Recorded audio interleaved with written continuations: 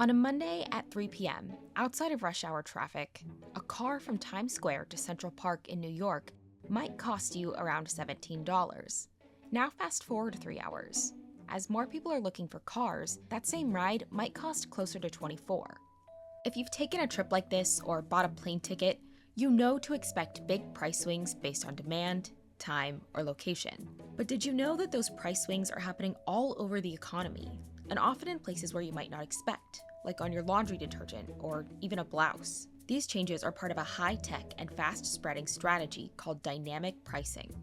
And as prices around us are rising faster than they have in 4 decades, to understand why things cost what they do, you have to understand how it works. Dynamic pricing is a strategy businesses use to change their prices automatically and ensure that they are offering the optimal price at any given moment in time. And that basically means that they're varying their pricing essentially based upon market conditions. So things like cost, what their competitors are doing, and even demand.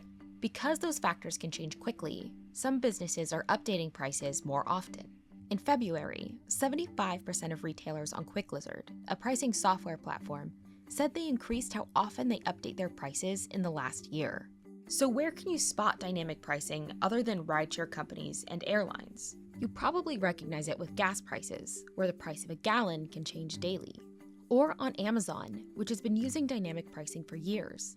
Their changes are usually less noticeable, but they allow Amazon to determine the most competitive price for everything from electronics to household items.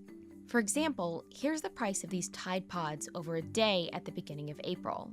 In the morning, it hit $21.49. By noon, it dropped to $21.24. And by evening, it had dropped even lower, to $19.99.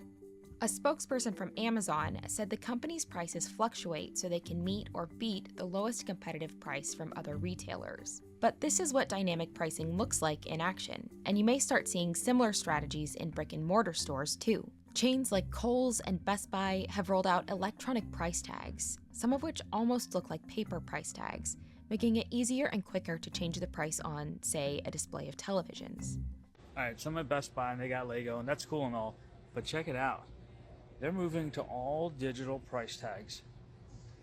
And the supermarket chain Kroger has tested digital labels that can change prices on items in seconds. But seeing these frequent price changes in stores can be surprising for customers. If you chat with someone who's in the grocery store on a week-to-week basis, they know how much they're paying for a dozen eggs. They know how much they're paying for a gallon of milk. They know how much they're paying for, their fruits, their vegetables. And when those types of prices change, people can be very resistant and it can be a big turnoff. But under certain conditions, companies are willing to take the risk.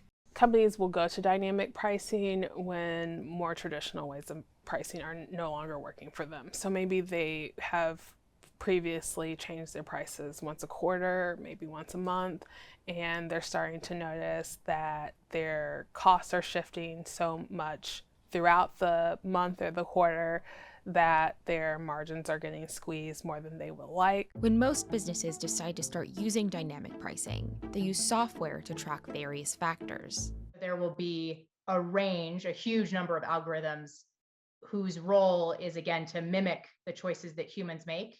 But because it's being done in an automated way, we're able to set prices much more frequently or much more granularly than if you're doing it without the automation. A dynamic pricing algorithm for a gas station might look at the cost of fuel, competitor prices, and alternatives that customers might have.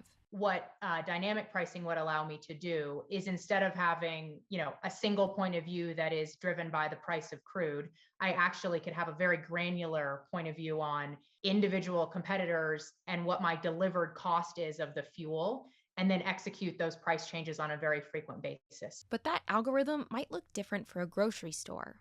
They might look at competitor prices, but they also might consider cost of goods and what they know customers are willing to pay more on. But even if a business uses dynamic pricing, those rules might not affect everything you buy there.